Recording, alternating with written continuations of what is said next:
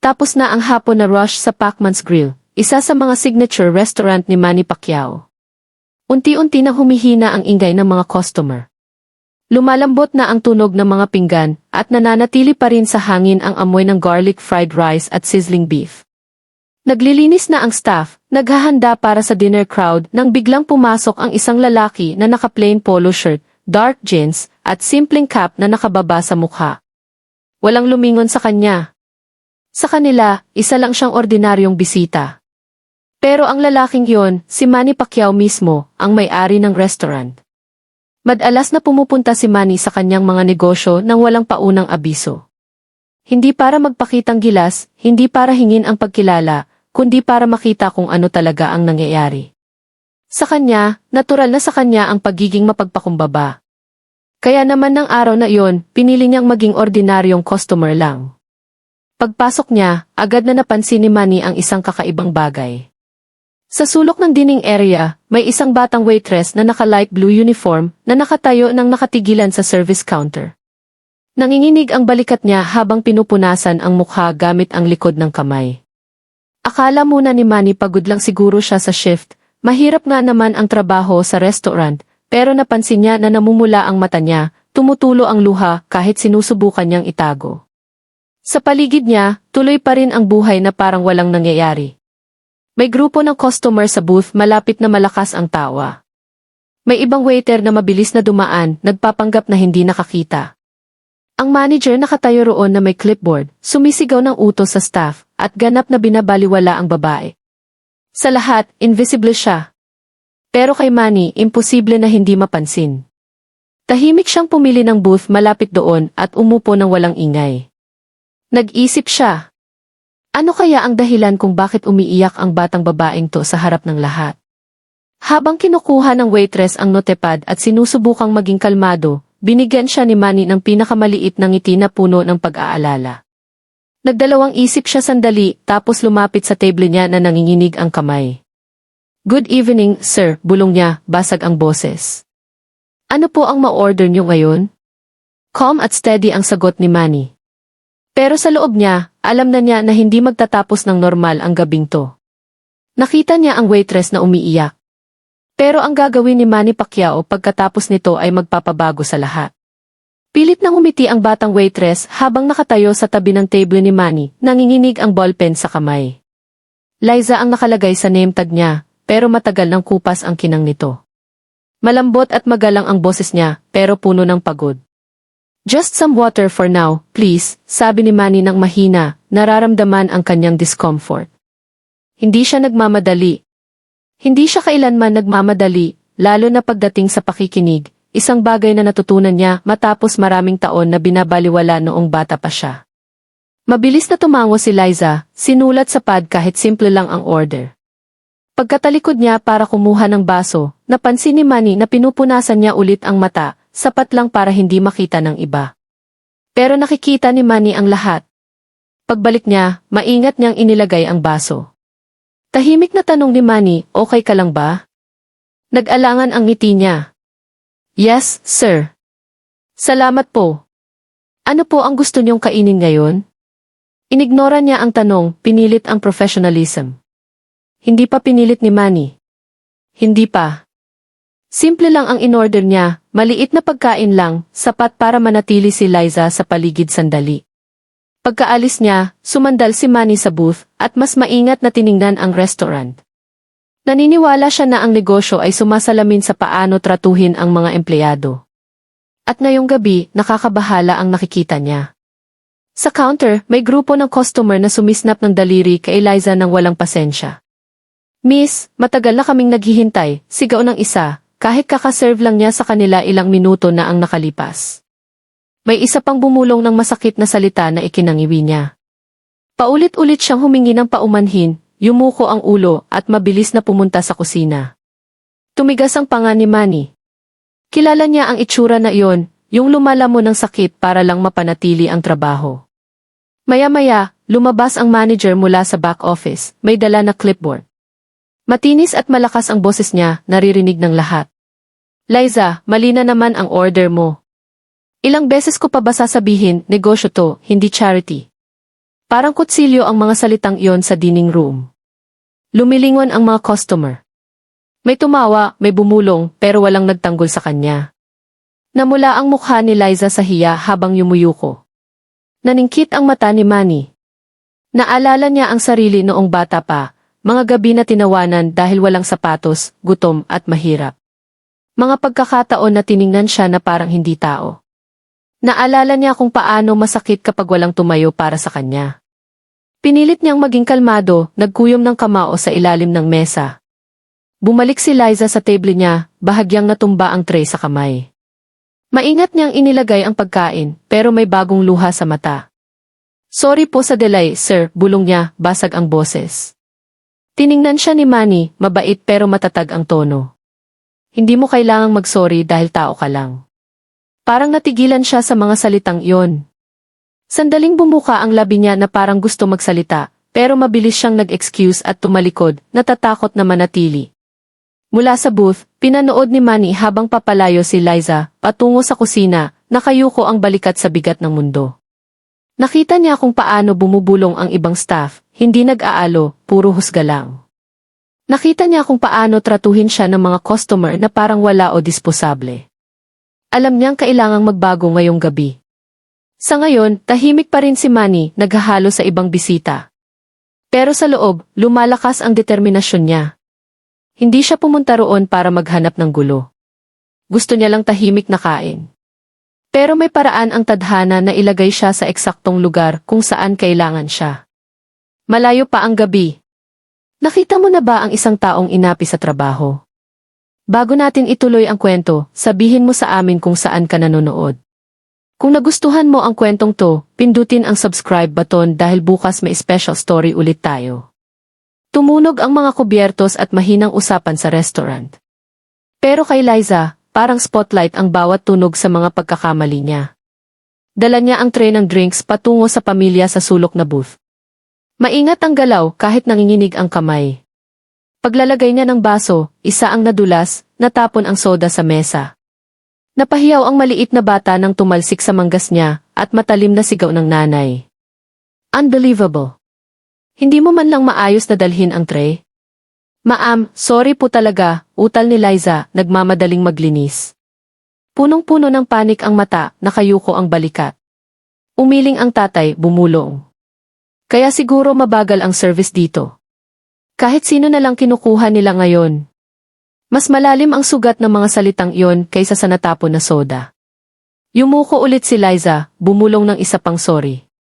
Tiningnan ng bata na mas curious kaysa galit, pero ang masamang tingin ng magulang ang nanatili sa isip niya. Sa paligid, bumubulong ang iba. Kung hindi kaya ang stress, hindi siya bagay sa trabaho na to, sabi ng isang lalaki sa suite. May tumawa ng mahina.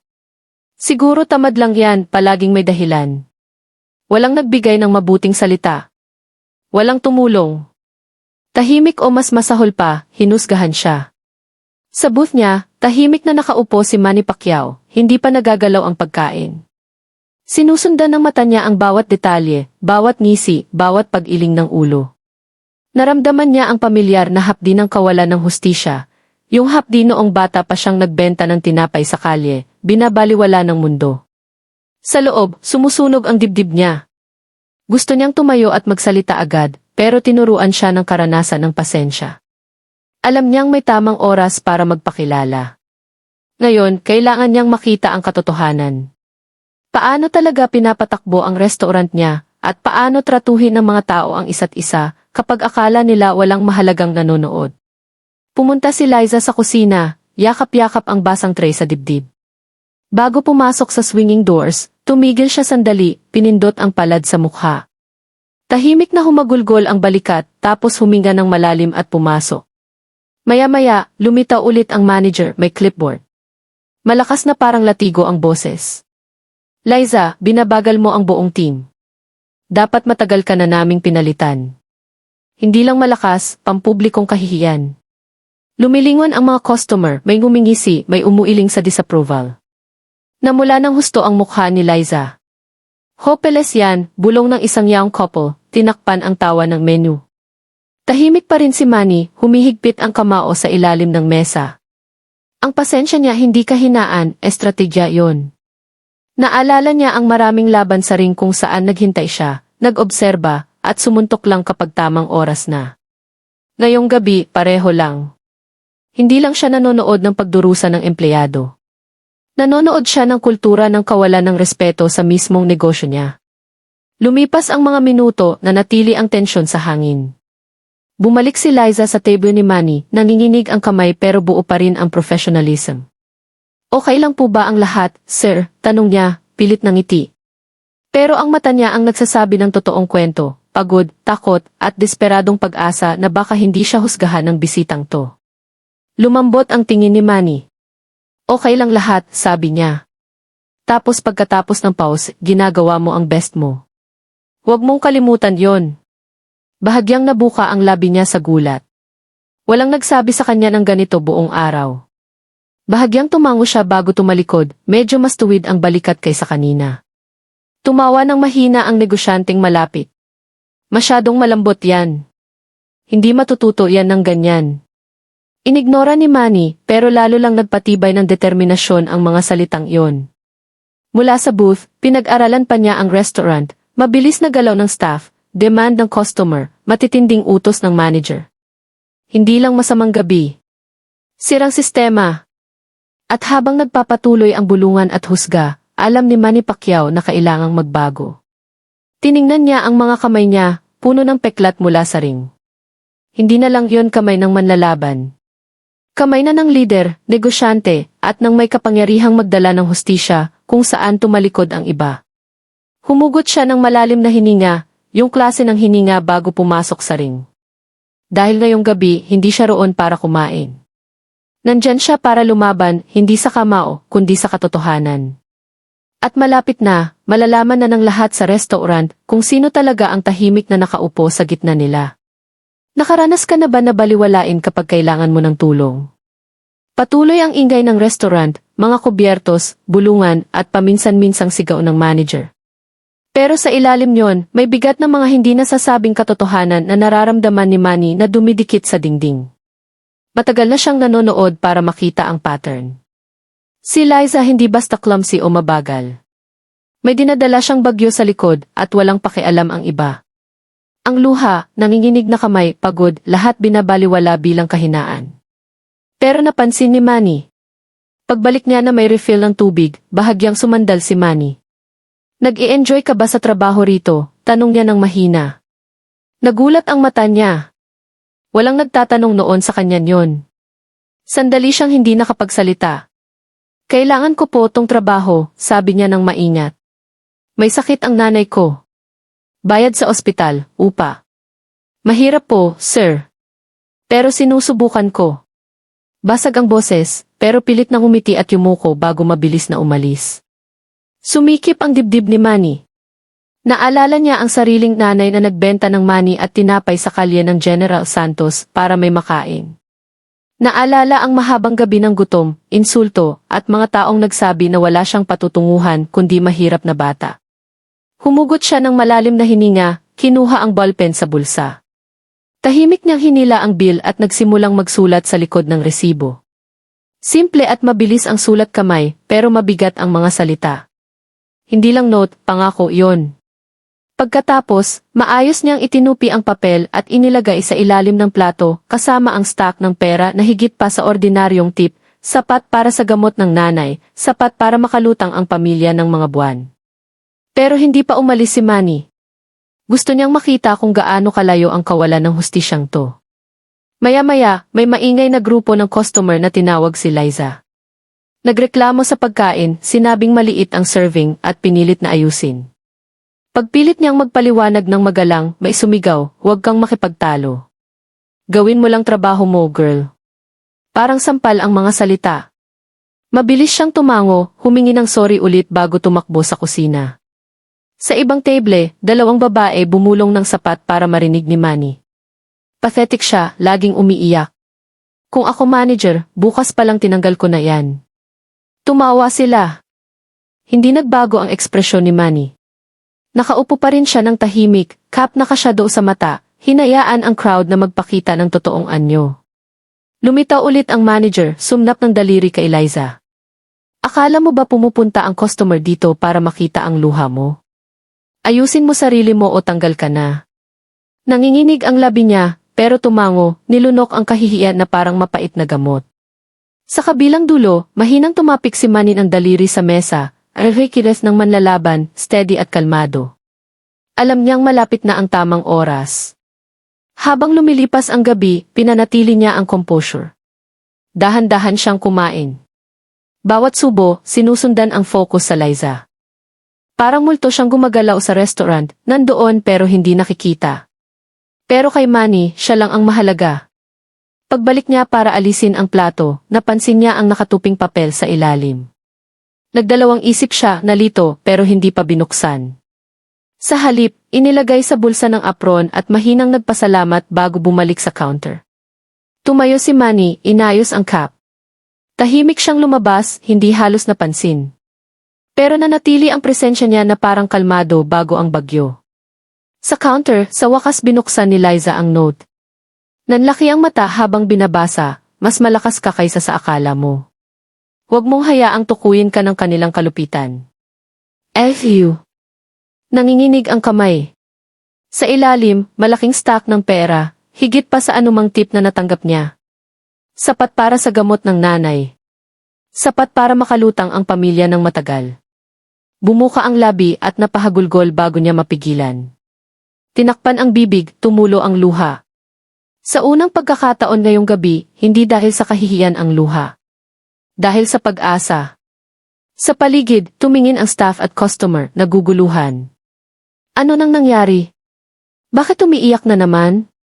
Frown ang manager, lumapit. Ano na naman yan, Liza? Pero natigilan siya nang makita ang note sa kamay niya, at ang signature sa baba, hindi maikakaila. Namutla ang mukha niya. Lumapit ang crowd, curious. Sa unang pagkakataon, walang tawa, walang pang-aasar, walang pagbaliwala. Huminto ang lahat sa paghinga dahil hindi lang si Liza ang nakarealize kung sino ang tahimik na nakaupo kanina. Simula pa lang ng note yon. Ang sumunod na nangyari ay umalog ang buong restaurant staff at nagmakaawa ang manager ng tawad. Nanahimik nang hindi komportable ang restaurant. Nakatayo nang nakatigilan si Liza sa counter, nanginginig ang note sa kamay. Nasa isip niya. Si Manny Pacquiao ba talaga? Ang boxing legend, senador, philanthropist, at may-ari ng mismong restaurant na to. Sumikip ang dibdib niya. Sinerbisyo niya nang hindi alam. Umiiyak sa harap niya, natapon ang inumin sa harap niya, nag-breakdown sa harap niya. Pero imbes na galit o puna, iniwan siya ng mga salitang pang-inganyo at regalo na magpapabago sa buhay ng pamilya niya. Lumapit ang manager ng malakas ang yabag. Ano yang hawak mo? Sigaw niya, inagaw ang papel. Binasa niya, tapos namutla. Kinumpol niya agad at siniksik sa bulsa na parang itatago, pero huli na. May nakakita na ng signature ang ilang customer malapit. Wait, Manny Pacquiao ba yon? Bulong ng isa. Impossible. Nandito ba siya? Kumalat ang bulungan na parang apoy. Nagtinginan ang lahat sa paligid, naghahanap ng pamilyar na mukha. Tapos, parang sa tamang oras, bumukas ang pinto sa dulo. Bumalik si Manny Pacquiao. Sa pagkakataong to, tinanggal niya ang cap. Biglang nagbago ang kwarto. May humalinghing. Tumigil ang usapan. Tumayo ang iba sa disbelief. Itinaas ang cameras, naghahabol mag-record. Namula ng husto ang manager. Halos madulas ang clipboard sa kamay. Manny, sir, ako, utal niya, gumuho ang yabang sa panik. Itinaas ni Manny ang kamay, pinatahimik ang lahat sa simpleng galaw. Puno ng presensya niya ang kwarto, hindi galit, kundi tahimik na kapangyarihan ng taong nakipaglaban sa mas malalaking laban kaysa rito. Tiningnan niya ang manager, steady ang boses. Ngayong araw, pumunta ako rito bilang ordinaryong customer. Gusto kong makita kung paano tratuhin ang staff ko, ang mga tao ko, kapag walang mahalagang nanonood. Nilunok ng manager ang laway, nanginginig ang labi. At ang nakita ko, tuloy ni Manny, nasaktan ang puso ko. Hindi dahil sa mga pagkakamali nangyayari yan.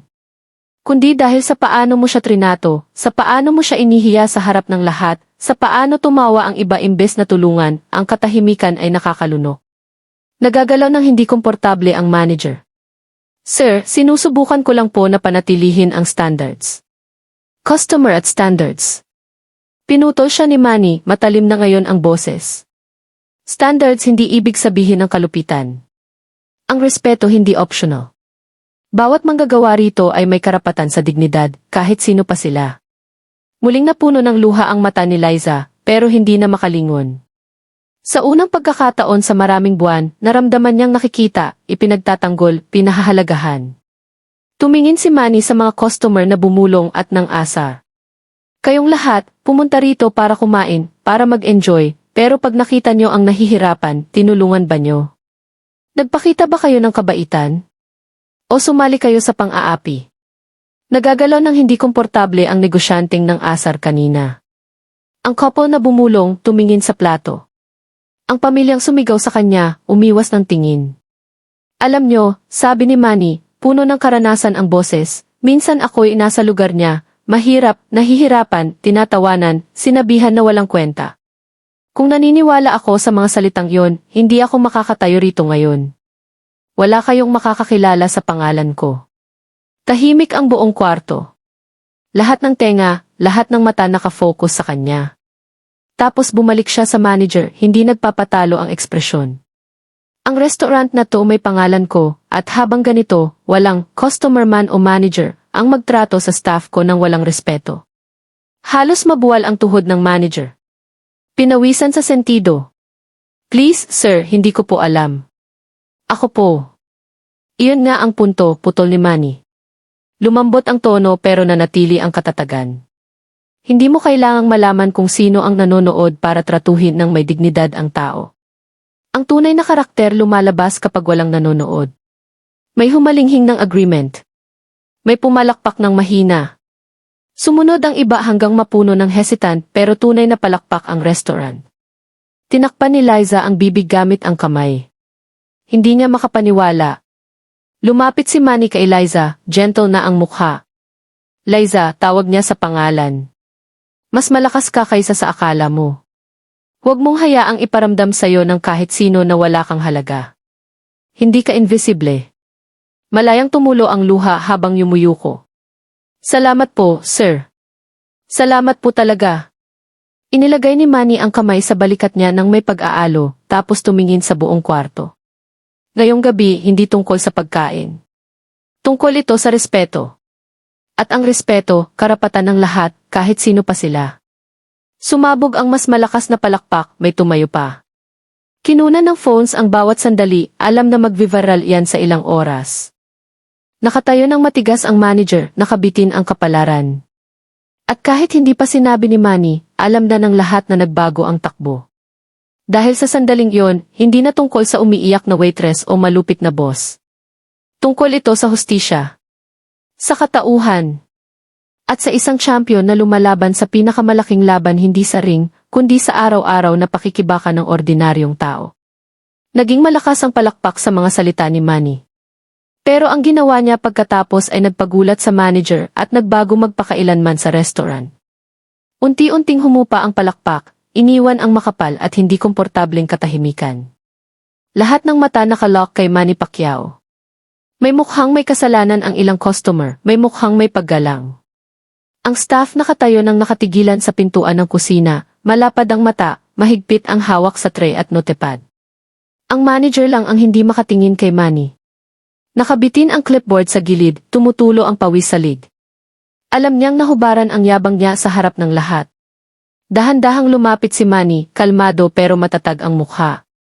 Sa loob ng mga buwan, siguro taon, pinatakbo mo tong lugar na parang sayo lang. Sumisigaw ka ng utos, inihiya ang staff, akala mo walang makakaalam. Pero ngayong gabi, napansin ko. Bumuka ang bibig ng manager, naghahanap ng sasabihin. Sir, ako po'y nagpapanatili lang ng disiplina. Mahirap pong patakbuhin ang restaurant. Kung hindi ko itulak, magpapabaya sila.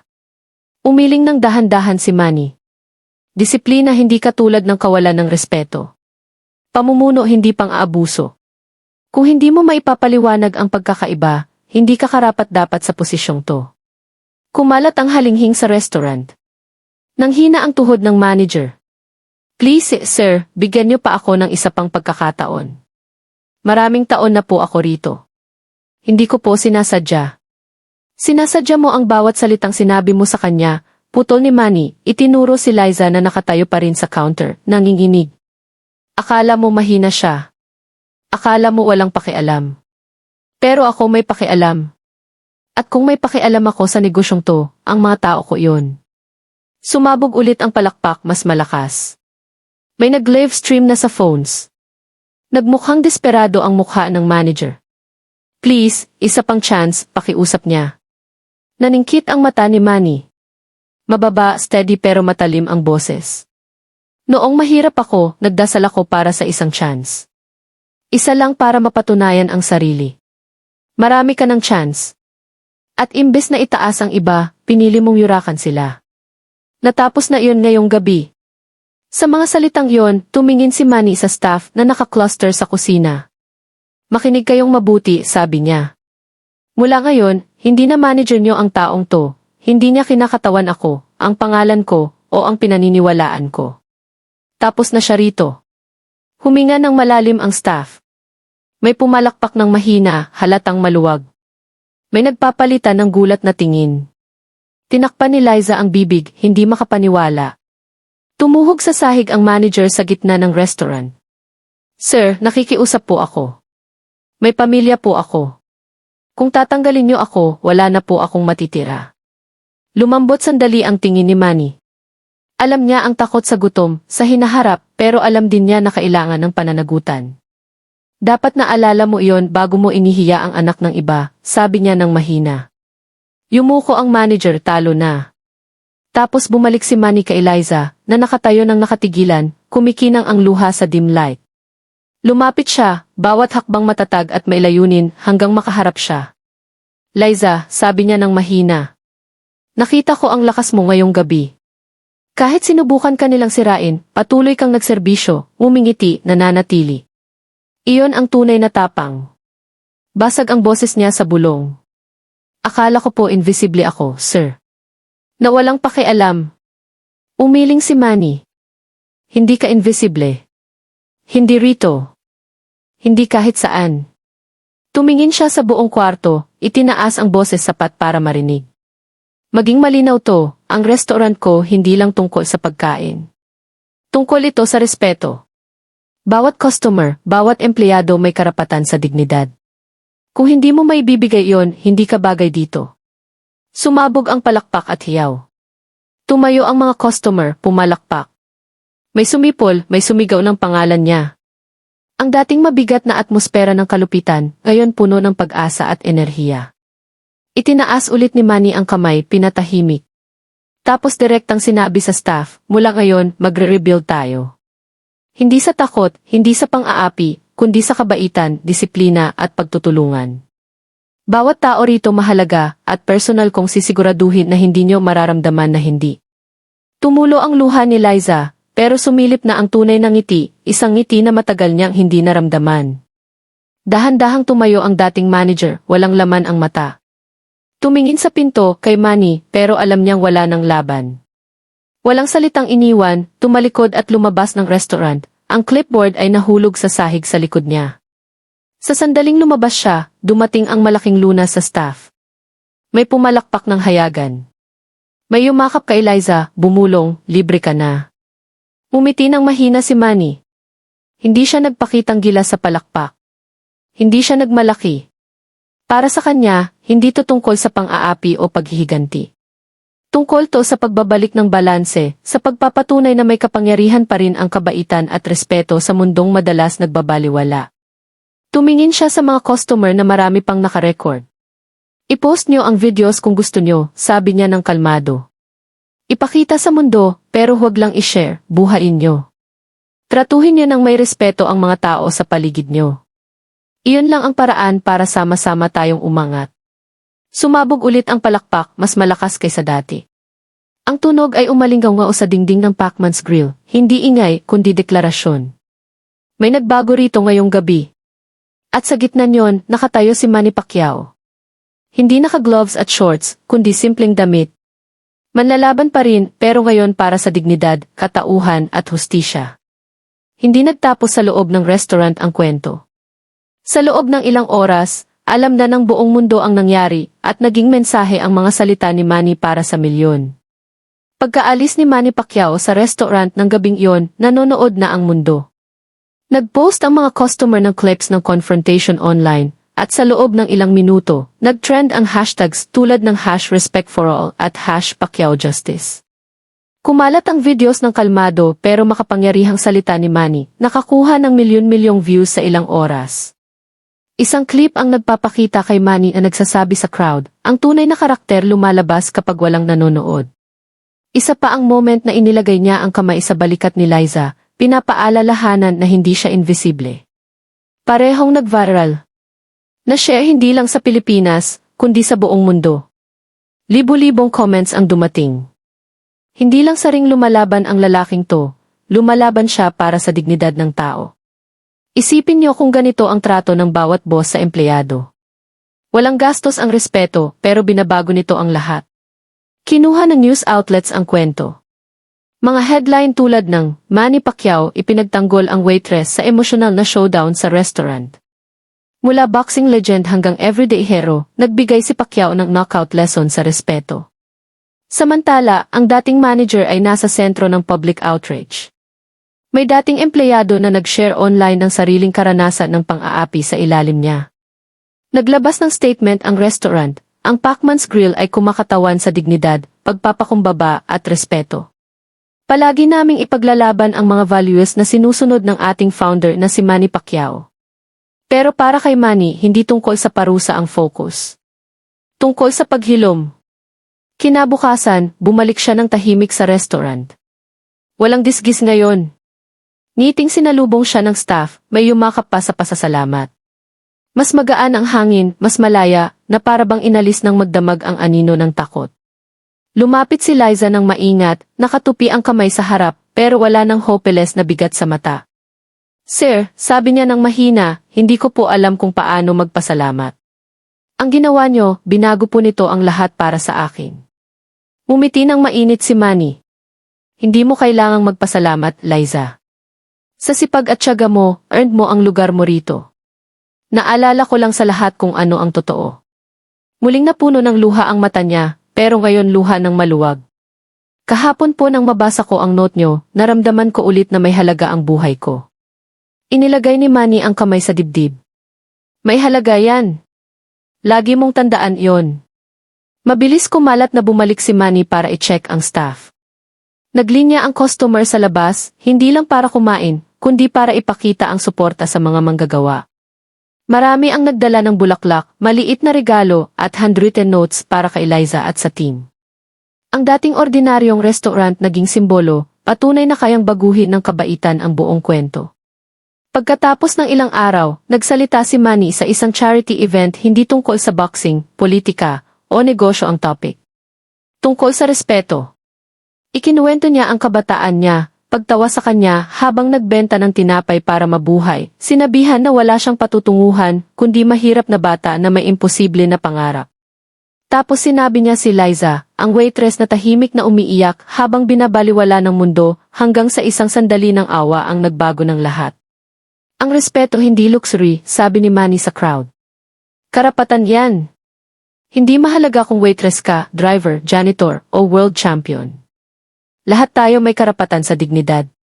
At kung makita mong inaapi ang iba, huwag manahimik. Magsalita. Kumilos. Dahil ang katahimikan, tinutulungan ang malupit, hindi ang mabait. Tumayo ang audience sa malakas na palakpak. Pero hindi ngumiti si Manny para sa cameras. Iniisip lang niya si Liza, ang nanay niya, ang mga bill na magiging mas madali na, ang ngiti na bumalik sa mukha niya. Dahil para sa kanya, ang laban hindi tungkol sa fame o palakpak. Tungkol yon sa pag-iwan sa mundo ng kaunti lang na mas mabuti kaysa sa natagpuan niya. Habang nag-viral ang video ng speech niya, milyon-milyong tao ang nag-comment ng isang salita ng sabay-sabay, respect. At sa salitang yon, ang kwento ng umiiyak na waitress, malupit na manager, at tahimik na champion ay naging higit pa sa viral moment. Naging movement yon, isang paalala na kahit sa maingay na mundo, ang maliliit na gawa ng dignidad ay mas malakas ang etyo kaysa galit.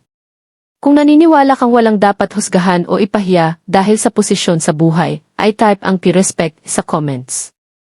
At huwag kalimutan mag-subscribe para sa marami pang inspiring stories.